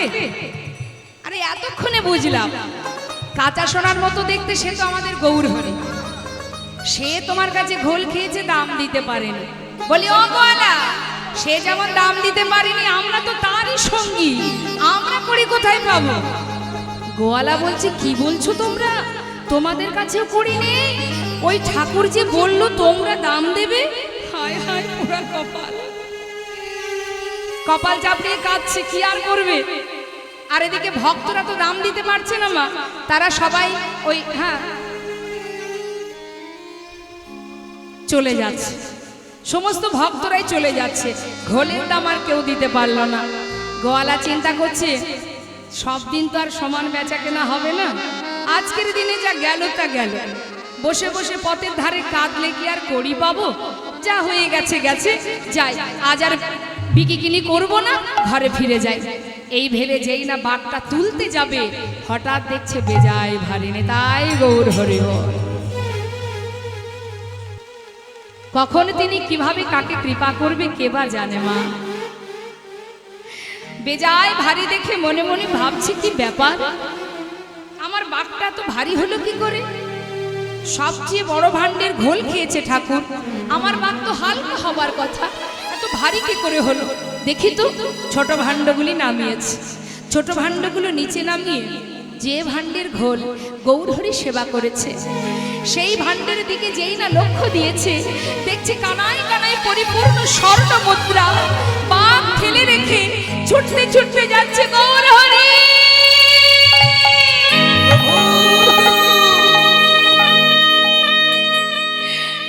একটু দাঁড়াও দয়াময়, একটু দাঁড়াও। ছুটে গিয়ে চরণটা জড়িয়ে আছাড় খেয়ে পড়েছে। ক্ষমা করো দয়াময়, ক্ষমা করো, আমি তোমায় চিনতে পারিনি গৌরহরি, আমি চিনতে পারিনি দয়াময়, আমায় তুমি নিজ গুণে কৃপা করো প্রভু। আমি, তুমি যদি আমায় কৃপাই করবে তবে এইভাবে কেন করলে বলো? না জেনে না বুঝে আমি কত কটু কথা তোমায় বলেছি, বলো দয়াময়। গৌরহরি বললে, গোয়ালা, অর্থের জন্য জীবনের অনেক সময় তো চলে গেল, দেখতে দেখতে গোনা দিন ফুরিয়ে গেল, আর তো বেশি সময় নেই। কবে করবে কৃষ্ণ ভজন? আমি তোমায় আশীর্বাদ করলাম, যাও গোয়ালা, আর যে কদিন সময় আছে ঘরে গিয়ে কৃষ্ণ ভজন করো, চলে যাও। সত্য কথা মা, অর্থের পিছনে ছুটতে ছুটতে আমাদেরও আয়ুরবি পশ্চিম দিকে ঢলে পড়তে বসেছে। কবে হবে কৃষ্ণ ভজন? কবে ভালোবাসতে শিখবো? কবে বুঝবো কে আপন কে পর? অনিত্য বস্তুকে নিয়ে জীবন অতিবাহিত করছি, সময় গেলে আর পাবো না। গোয়ালাকে বিদায় দিয়ে গৌরহরি গোবিন্দ ঘোষ আর সমস্ত ভক্তগণকে নিয়ে এসে পৌঁছালেন পূর্বস্থলিতে। মহাজন বললেন, ওই দেখো নানা গ্রামে ঘুরি গড়া আইলা পূর্বস্থলে।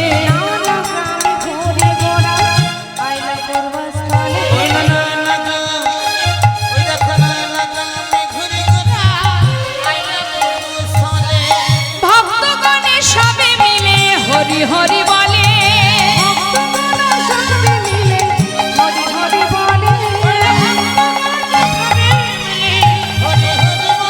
তাদের আনন্দ আর ধরে না রে, নানা আনন্দ আর ধরে না রে। দেখুন, আপনারা এত দূর দূরান্ত থেকে এখানে এসেছেন মা, কার জন্য এসেছেন? লীলা আস্বাদন করবেন ভগবানের।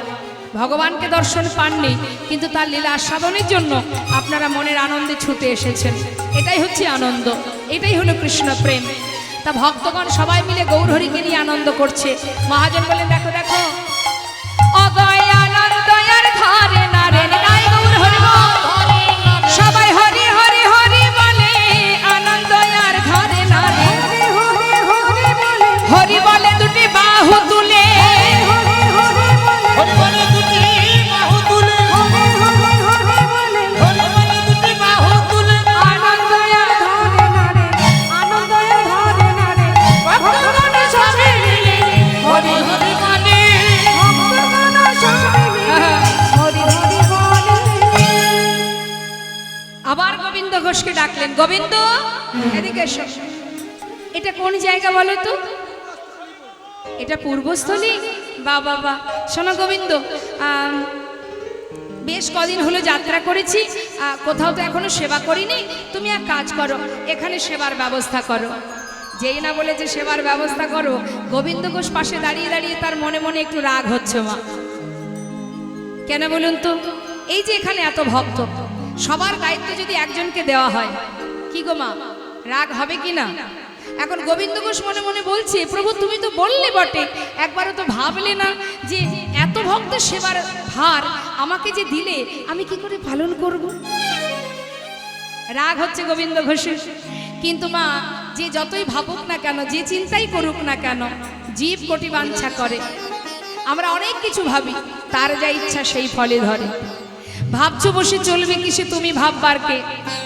যার ভাবনা সেই ভাবে তুমি ভাবো তাকে। আমরা কত কি ভাবি, কিন্তু তিনি যেটা চাইবেন সেটাই তো হবে। তাহলে তার চিন্তা করো, তোমাকে আর কিছু ভাবতে হবে না।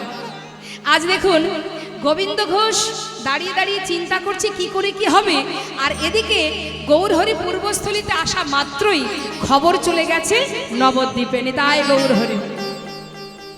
আর নবদ্বীপবাসী যখনই শুনেছে যে গৌর এসেছে পূর্বস্থলীতে, তারা সবাই যাচ্ছে গৌর দর্শন। কিন্তু কেউ খালি হাতে যাচ্ছে না, সবার হাতে সেবার বস্তু। পূর্বস্থলী তো বেশি দূর নয়, নবদ্বীপ থেকে পূর্বস্থলী বেশি দূর নয়, কাটোয়ার পরেই পূর্বস্থলী। এখন সমস্ত ভক্তরা তারা যাচ্ছে গৌর দর্শনে, কিন্তু কেউ খালি হাতে যাচ্ছে না, সবাই যাচ্ছে প্রভুর জন্য সেবার বস্তু নিয়ে। ভগবত দর্শনে গেলে কখনো খালি হাতে যেতে নেই। আপনার যেমন ক্ষমতা কিছু না কিছু সঙ্গে করে নিয়ে যাবেন। কিছু কিছু জায়গা আছে, যেমন গুরুকুলে যদি আপনি গুরু বাড়িতে যান, সেখানেও খালি হাতে যেতে নেই, আপনার সামর্থ্য অনুযায়ী কিছু না কিছু নিয়ে যাবেন। তা আজ দেখুন ভক্তরা যাচ্ছে গৌর দর্শনে। মহাজন বললেন দেখো দেখো আনন্দে ধাবলো সবে আমার গৌরব দেখিতে গো, গৌরব দেখিতে।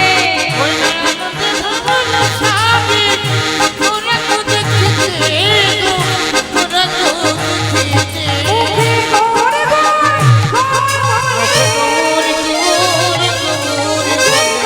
গান, গৌর গান।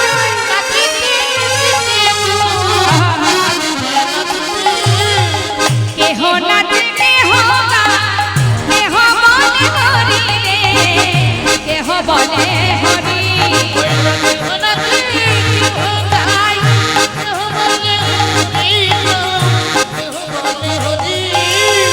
ধুলাতে লুটায় সবে,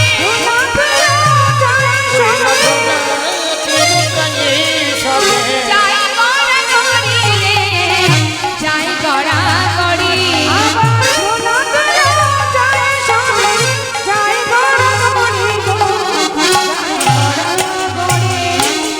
আনন্দয়া ধরে নারে, আনন্দয়া ধরে নারে, গৌর বদন হেরবে বলে আনন্দয়া ধরে নারে। সবাই হরি হরি হরি বলে, গায় গৌর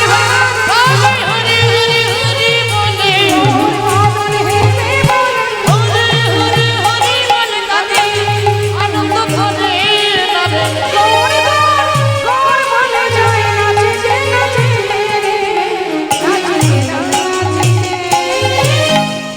সবার হাতে সেবার বস্তু দেখে আনন্দ আর ধরছে না। গোবিন্দ এদিকে এসো। দেখতে পাচ্ছ কত ভক্ত আসছে, কেউ কিন্তু খালি হাতে আসছে না, সবার হাতে সেবার বস্তু। তাহলে আর চিন্তা নেই, যাও এবার সেবার আয়োজন করো। রন্ধন করলো, সবার আগে প্রভুর সেবা হলো। সেবার পর মা সবে মিলে মহাপ্রভুর মধ্যাহ্ন পারাইলা। সবে মিলে মধ্যাহ্ন পারাইলা। সবে মিলে মহাপ্রভুর মধ্যাহ্ন পারাইলা। মুখশুদ্ধি লাগি প্রভু কর বাড়াইলা। মুখশুদ্ধি দাও না মোরে, একটা মুখশুদ্ধি দাও না মোরে, মুখশুদ্ধি দাও না মোরে। মুখশুদ্ধি দাও না মোরে। ভজনের অবশেষে মুখশুদ্ধি দাও না মোরে। মনের অবশেষে মুখশুদ্ধি দাও না মোরে। মুখশুদ্ধি লাগে প্রভু কর বাড়াইলা। দাও গোবিন্দ। যেই না হাত বাড়িয়েছে, গোবিন্দ ঘোষ বলছে প্রভু হাত বাড়ালে কেন, কি চাই জানো না? সেবার পরে কি দিতে হয়? না প্রভু, বলো তুমি কি চাও? তুমি যা চাইবে আমি তোমায় এক্ষুনি এনে দেব। ও গোবিন্দ, সত্যি তুমি জানো না আমার যে একটু মুখশুদ্ধি চাই? আচ্ছা আচ্ছা প্রভু, তোমার কি মুখশুদ্ধি চাই তাও জানো না? ও গোবিন্দ, আমার যে একটা হরিতকি চাই। আচ্ছা প্রভু তুমি বসো, আমি এক্ষুনি আনছি। এই বলে গৌরহরিকে বসিয়ে রেখে চললেন গ্রামে ভিক্ষা করতে। মুখশুদ্ধি মাগিবার তরে গোবিন্দ চলিল।